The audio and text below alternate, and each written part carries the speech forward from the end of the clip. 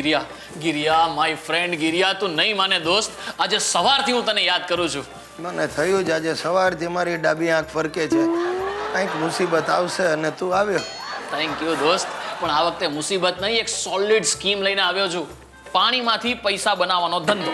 ભાઈ લુકેશ, તને હાથ જોડું, તે અત્યાર સુધી મારા બહુ પૈસાનું પાણી કર્યું, હવે પાણીમાંથી પૈસા બનાવવાના. પાણીમાંથી પૈસા બનાવવાના. મને એક વાત કે, મોટા ભાગે રોગચાળો પાણીના હિસાબે ફેલાતો હોય છે. મોટા લોકો તો મિનરલ વોટર પી જ લેતા હોય છે, પણ નાના લોકો બી પરબનું પાણી છોડીને પાઉચ પીતા થઈ ગયા છે. અચ્છા, તારો શું આઈડિયા છે? આપણે પાઉચના પરબ ખોલવા છે? ये हुई ना बात, देखा, समझदार को इशारा काफी है. હાઈવે પર કેવી સિસ્ટમ હોય છે ગિરિયા, રૂપિયો આપો બાથરૂમ જાઓ, એવી રીતે આપણે રૂપિયો આપો પાણી પીતા જાઓ. અરે આવ્યા બધા કામ માટે કોર્પોરેશન વાળા જગ્યા એકદમ ફ્રી આપશે. ગિરિયા, મેં તો નામ પણ વિચારી રાખ્યું છે, ગીલુ પ્યાસા સેન્ટર. ગીલુ પ્યાસા સેન્ટર? અરે ગિરીશ અને લુકેશ, ગિરિયા, મહિનામાં લાખો ગ્લાસ ખપી જશે અને વર્ષ દિવસમાં આપણે બંને કરોડપતિ થઈ જશું. ગિરિયા, કરોડપતિ. હા લુકેશ, પહેલી વાર તું કંઈક જબરજસ્ત સ્કીમ લાવ્યો છે. અને સાચું કહું દોસ્ત, આજ સુધી હું તને પાણી વગરનો સમજતો હતો, પણ આ પાણીની ખામીએ તારા મગજમાં આવા ફળદ્રુપ વિચારો આપ્યા છે. હું તો કહું છું, કરો શ્રી ગણેશ. અરે શું શ્રી ગણેશ ભાઈ, એમ ગાય કામ ન થાય. અરે પેલા કોર્પોરેશનમાં જઈને સાહેબ સાથે લેટર અને 21,000 રૂપિયાનો ડ્રાફ્ટ આપવો પડે. આજો આ મેં તો ડ્રાફ્ટ રેડી રાખ્યો છે, પણ સાહેબ શું કહે છે ખબર છે? રોકડા આપો ને તો તરત સહી સિક્કા કરી આપો. એ પણ બરાબર છે, રોકડા. હવે જો ભાઈ 21,000માં કરોડપતિ થવાતું હોય તો પછી થવા દો. સાંભળ લુકેશ, આ ભાઈ આજે જ ઓફિસની ઉઘરાણી કરીને 20,000 લાવ્યો છું, તને આપું છું. હું કાલે જમા કરાવી દઈશ, પહેલા તું આપણું કામ પતાવ. હા, તું ચિંતા નહીં કર, 1,000 રૂપિયા ખૂટે છે ને, તારામાંથી હું આમાં નાખી દઈશ. બસ તું ખાલી હવે ગીલુ પ્યાસા સેન્ટરની ડિઝાઇન વિચાર. હું વિચારું છું ગીલુ પ્યાસા, ગીલુ પ્યાસા સેન્ટર પી. વાહ વાહ વાહ, પ્યાસા સેન્ટ.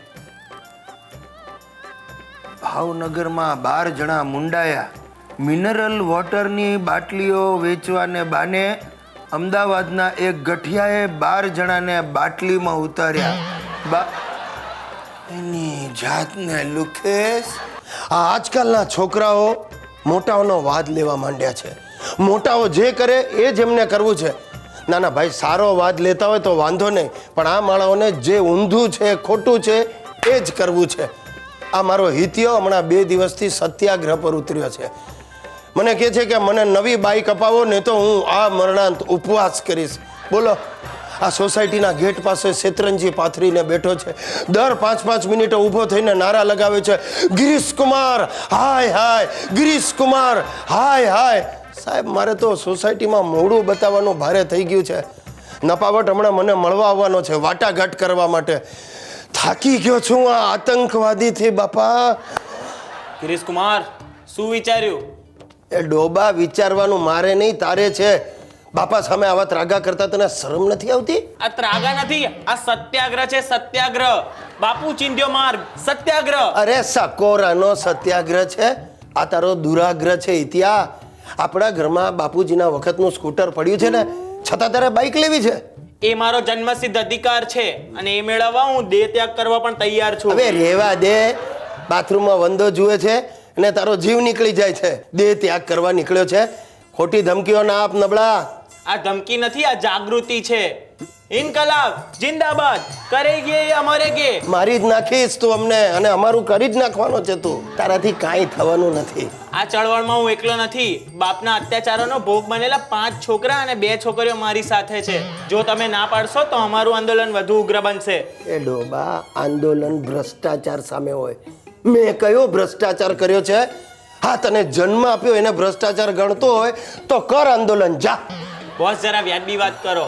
આંદોલન સમેટાવવું હોય તો ત્યાં આવો, લીંબુ પાણી પીવડાવો અને અમારી માંગણી પર વિચાર કરશું તેવું સાંત્વન આપો. સાંત્વન નહીં, સાંત્વન. હા, એ આપો. નહીતર શું કરીશ? નહીતર હું વસ્ત્રનો ત્યાગ કરીશ. હાલો. અરે ઊભો રે નાલાયક, ઊભો રે, હું તને બાઈક અપાવીશ.